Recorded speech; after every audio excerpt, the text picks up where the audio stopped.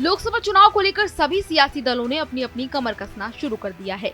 BJP ने इस बार 370 सीटें जीतने का टारगेट रखा है। वहीं बीजेपी ने एनडीए गठबंधन के सहयोगी दलों के साथ मिलकर 400 सीटों से ज्यादा सीटें जीतने का लक्ष्य रखा है। इस लक्ष्य को पूरा करने के लिए प्रधानमंत्री मोदी ने खुद चुनावी कमान संभाल ली है और लोकसभा चुनाव में मिशन 400 के पार के लक्ष्य को पाने के लिए बीजेपी हर मुमकिन कोशिश में लगी हुई है। चुनाव प्रचार की कमान खुद प्रधानमंत्री नरेंद्र मोदी ने अपने हाथों में ले ली है। दक्षिण में मतदाताओं को साधने के साथ ही पीएम उत्तर प्रदेश पर फोकस कर रहे हैं। यही वजह है कि प्रधानमंत्री मोदी ने प्रदेश में चुन चुनकर उम्मीदवार उतारे हैं। इसी के तहत प्रधानमंत्री मोदी रविवार से उत्तर प्रदेश में अपने चुनाव प्रचार का आगाज करने जा रहे हैं।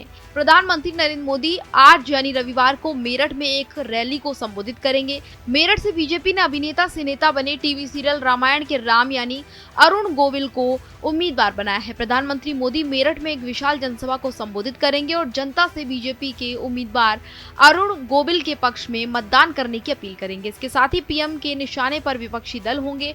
प्रधानमंत्री मोदी की इस रैली में राज्य के मुख्यमंत्री योगी आदित्यनाथ के साथ ही बीजेपी के सभी सहयोगी दलों के अध्यक्ष भी शामिल होंगे, जिसमें आरएलडी अध्यक्ष जयंत चौधरी, अपना दल एस से अध्यक्ष अनुप्रिया पटेल और ओम प्रकाश राजभर, संजय निषाद भी शामिल होंगे। मंच पर सभी लोग एकजुटता का संदेश देकर बीजेपी उम्मीदवार को जिताने की अपील करेंगे।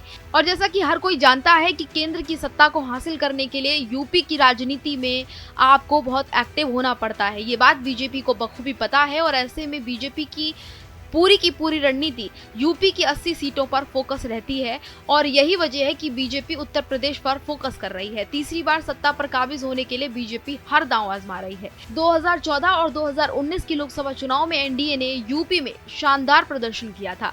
ऐसे में एक बार फिर पार्टी वही करिश्मा दोहराने की जुगत में लगी हुई है। इस साल जनवरी में अयोध्या में बना राम मंदिर भी बड़ा मुद्दा है, जिसको लेकर बीजेपी एक बार फिर सत्ता हासिल करना चाहती है और राम मंदिर के नाम पर बीजेपी वोट बटोरते हुए भी नजर आएगी। इससे पहले भी राम मंदिर के मुद्दे को बीजेपी ने जमकर भुनाया था। वहीं इंडिया गठबंधन बीजेपी के विजय रथ को रोकने की कोशिश भी लगातार कर रहा है। इसके साथ ही सूबे में मायावती अकेले दम पर चुनाव लड़ रही हैं। ऐसे में देखना ये होगा कि बीजेपी राज्य में 2019 जैसा अपना जलवा कायम रख पाती है या फिर बीजेपी के जलवे में कुछ कमी देखने को मिलेगी। Bureau report, Bharat express UP.